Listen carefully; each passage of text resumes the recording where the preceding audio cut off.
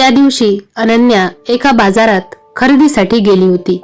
तिथे तिचा एक जुना मित्र आदित्य अचानक भेटला. अनन्या, तू इथे? खूप बदलली आहेस, आदित्य म्हणाला. आदित्य, तू इथे अचानक? अनन्या आश्चर्यचकित झाली. हो, मी मुंबईला कामासाठी आलोय आणि तुला इथे बघून धक्का बसला, त्याने हसून उत्तर दिलं. दोघं एका कॅफेत जाऊन गप्पा मारू लागले. लग्नाच्या तयारीची बातमी ऐकली. तुझं ठरलेलं लग्न तुझ्या मनासारखं आहे का? आदित्यने थेट विचारलं. अनन्या काही क्षण गप्प राहिली. कधी कधी आयुष्य आपल्याला नको असलेल्या गोष्टींसाठी तयार करतं आदित्य. हे लग्न माझ्या मनासारखं नाही, पण माझं कर्तव्य वाटतंय, ती म्हणाली. आदित्यने तिच्या डोळ्यातली नाराजी ओळखली. अनन्या अजूनही तिच्या स्वप्नांमध्ये अडकलेली आहे. त्याने मनाशी विचार केला. आता पुढे. त्या रात्री समृद्धने अज्ञात कॉलरच्या ठिकाणी जाण्याचं ठरवलं. एका जुनाट वसाहतीतल्या गल्लीत तो पोहोचला. तिथे त्याला एक साध्या कपड्यांमधील व्यक्ती भेटली. मी तुला कशासाठी बोलावलं ते समजलं का? त्या व्यक्तीने विचारलं. नाही, थेट सांग, समृद्धने थंड आवाजात उत्तर दिलं. अनन्याचा भूतकाळ तुला माहितीये का? तिच्या कुटुंबावर खूप मोठा आर्थिक डाव खेळला गेला आहे. तू तिच्या जवळ जाताना सावध राहा, त्या व्यक्तीने सांगितलं. समृद्ध गोंधळून गेला. तू कोण आहेस आणि तुला काय मिळवायचं आहे? त्याने विचारलं. मी फक्त एक सावधगिरीचा सल्ला देतोय. या लग्नामागे काही गुपित आहे, तो म्हणाला आणि तिथून निघून गेला. घरी परतताना समृद्धच्या मनात विचारांची गर्दी होती. या माणसाने सांगितलेली गोष्ट खरी आहे का? अनन्या खरंच काही लपवत आहे का? त्याने स्वतःशी विचार केला. दुसरीकडे अनन्या घरी पोहोचली, पण तिच्या चेहऱ्यावर चिंता स्पष्ट दिसत होती. तिच्या भूतकाळाचा एखादा भाग समृद्धच्या समोर येईल याची तिला भीती वाटत होती. समृद्ध आणि अनन्या त्यांच्या विचारांमध्ये अडकले होते. एकीकडे अज्ञात गुपित उघडकीस येण्याची शक्यता होती, तर दुसरीकडे त्यांच्या नात्यात एका नव्या संघर्षाची सुरुवात होत होती. समृद्ध आणि अनन्या एकाच बंधनात अडकले असले तरी त्यांच्या आयुष्यातील गुपित आणि न उलगडलेले प्रश्न नात्यात दरी निर्माण करत होते. अज्ञात फोन कॉलने समृद्धच्या मनात शंका निर्माण केली होती, तर अनन्याच्या भूतकाळाचा प्रभाव तिच्या वर्तमानावर पडत होता. समृद्धने त्या व्यक्तीच्या शब्दांचा विचार करत आपल्या खोलीत उशिरापर्यंत जागं राहणं पसंत केलं.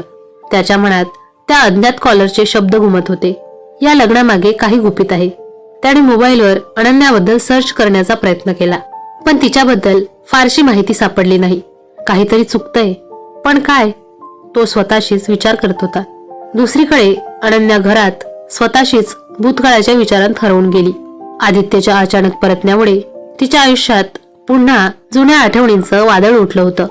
तिला समृद्धच्या भावनांबद्दल काही कल्पना नव्हती, पण त्याचा थंडपणा तिला अस्वस्थ करत होता. हे नातं तुटलेल्या काचेप्रमाणे आहे. कितीही प्रयत्न केला तरी ते सावरता येणार नाही, ती मनाशीच बोलत होती.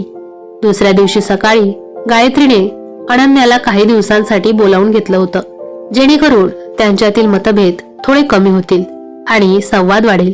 गायत्रीने दोघांना नाश्त्याच्या टेबलावर बोलावलं. तुम्ही दोघं लग्नाच्या तयारीत एकत्र राहावं असं मला वाटतं. एकमेकांना समजून घ्या, ती प्रेमळपणे म्हणाली. अनन्या काही बोलली नाही, पण समृद्धने थोड्या नाराजीने विचारलं. आई, हे नाटक करण्याची गरज आहे का? हे नाटक नाही समृद्ध, हे नातं आहे. मी फक्त इतकं म्हणते की अनन्या तुझी जोडीदार आहे आणि तिला समजून घेणं तुझं कर्तव्य आहे, गायत्रीने ठामपणे सांगितलं. समृद्ध काहीच न बोलता टेबल सोडून निघून गेला. दुपारच्या सुमारास अनन्या ऑफिसच्या कामासाठी बाहेर गेली होती. तिथे तिला आदित्य पुन्हा भेटला. अनन्या, मी तुझ्याशी थोडा वेळ बोलू शकतो का? आदित्यने विचारलं. काय झालं आदित्य? ती थोडी नाराज दिसत होती. तुझ्या चेहऱ्यावर चिंता दिसते, तू खरंच आनंदी आहेस का? आदित्यने विचारलं. आदित्य, हे सगळं फारच गुंतागुंतीचं आहे. मला वाटतं की मी सांगणं टाळलेलंच चांगलं, ती म्हणाली. तुला माहिती आहे अनन्या, काही वेळा आपण जे लपवतो ते आपल्या आयुष्याला अजूनच अवघड बनवतं, आदित्य म्हणाला. त्याच्या शब्दांनी अनन्याचा गोंधळ आणखी वाढला. ती काही बोलायच्या आत तो निघून गेला. समृद्धने त्या अज्ञात कॉलरने दिलेल्या माहितीच्या आधारावर अनन्याच्या भूतकाळाबद्दल अधिक माहिती मिळवण्याचा प्रयत्न केला. त्याने एका खासगी डिटेक्टिव्हला बोलावलं आणि त्याला स्पष्ट सूचना दिल्या. मला अनन्याबद्दल संपूर्ण माहिती हवी, तिचा भूतकाळ, कुटुंब, सगळं. समृद्धने स्पष्ट सांगितलं. डिटेक्टिव्हने मान डोलावली. तुम्हाला काही दिवसातच माहिती मिळेल, तो म्हणाला. त्या रात्री गायत्रीने दोघांनाही एकत्र डिनर टेबलवर बसायला सांगितलं. समृद्ध अनिच्छेने तिथे गेला. अनन्या आणि समृद्ध यांच्यात एकमेकांकडे बघण्या इतपतही संवाद नव्हता. तुम्ही दोघं लग्नानंतर असं वागणार असाल तर लोक काय म्हणतील, गायत्रीने विचारलं. समृद्धने शेवटी खतखत बाहेर काढली. आई, हे लग्न तुझ्या आग्रहामुळे होतंय. माझ्या आयुष्याचा निर्णय घेण्याचा अधिकार फक्त मलाच आहे, तो चिडून म्हणाला. आणि मी इथे केवळ माझ्या कुटुंबासाठी आहे, अनन्या कळवटपणे म्हणाली. दोघांच्या वाक्याने गायत्रीच्या चेहऱ्यावर चिंता स्पष्ट दिसू लागली. तुमचं मतभेद असणं स्वाभाविक आहे, पण हे इतक्या तिखटपणे व्यक्त करणं चुकीचं आहे, गायत्री म्हणाली. रात्री समृद्ध आपल्या खोलीत बसून विचार करत होता. त्याच्या मनात 2 प्रश्न घुमत होते. अनन्या खरंच काही लपवत आहे का, आणि तो स्वतः या नात्याला कितपत गांभीर्याने घेणार आहे. दुसरीकडे अनन्या खिडकीतून बाहेर पाहत असताना तिला आदित्याचे शब्द आठवत होते. तिच्या मनात एक भीती होती की तिच्या भूतकाळाचे गुपित कधीही उघड होऊ शकतं.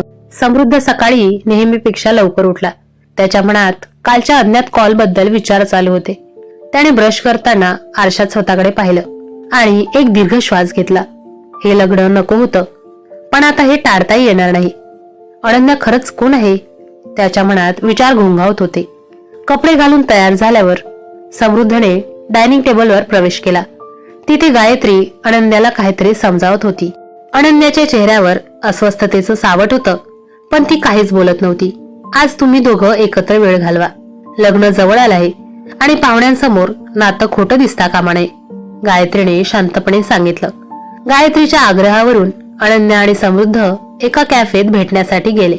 दोघांमध्ये शब्दांपेक्षा शांततेचा आवाज जास्त बोलत होता. तुला खरंच हे लग्न करायचं आहे का, समृद्धने थेट विचारलं. अनन्या त्याच्याकडे पाहत म्हणाली.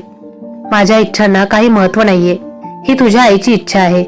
माझ्या इच्छांना महत्व आहे का, समृद्धचा स्वर थोडा तिखट होता. अनन्याने त्याला उत्तर न देता थंडपणे बाहेर खिडकीकडे पाहिलं. समृद्धच्या लक्षात आलं की तिच्या डोळ्यात काहीतरी आहे, कदाचित दुःख, कदाचित राग.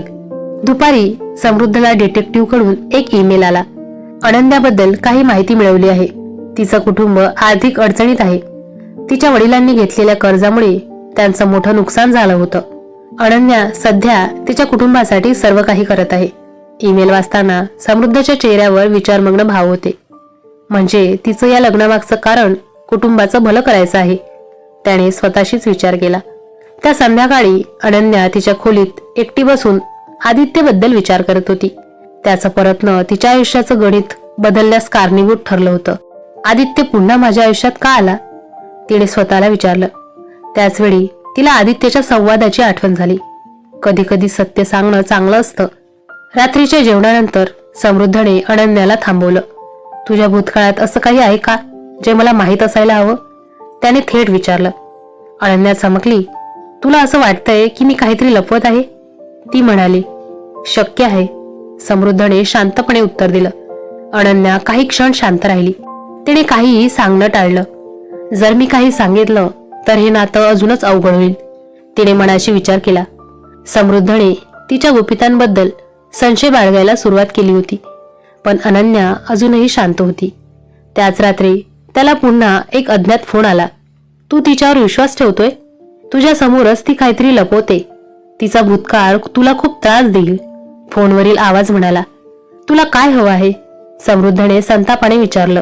मी फक्त तुला सावध करतोय, तो आवाज म्हणाला आणि कॉल कट केला. समृद्धच्या मनात गोंधळ वाढत होता. त्याला वाटत होतं की अनन्याचं सत्य उघड करणं त्याच्यासाठी महत्वाचं आहे. दुसरीकडे अनन्याला त्या फोन कॉलबद्दल काही कल्पना नसल्यामुळे शांत होती, पण तिच्या मनात तिच्या भूतकाळाचं ओझं होतं. समृद्धच्या डिटेक्टिव्हला आणखी कोणती माहिती मिळते, आदित्य अनन्याच्या आयुष्यात कोणता नवीन संघर्ष निर्माण करतो, गायत्रीला या सगळ्या प्रकरणाचा संशय येतो का, हे जाणून घेण्यासाठी पुढील भाग नक्की बघा. तुम्हाला हा व्हिडिओ आवडला असेल तर नक्की लाईक करा आणि अशाच छान छान कथा ऐकण्यासाठी चॅनलला नक्की सबस्क्राईब करा. धन्यवाद.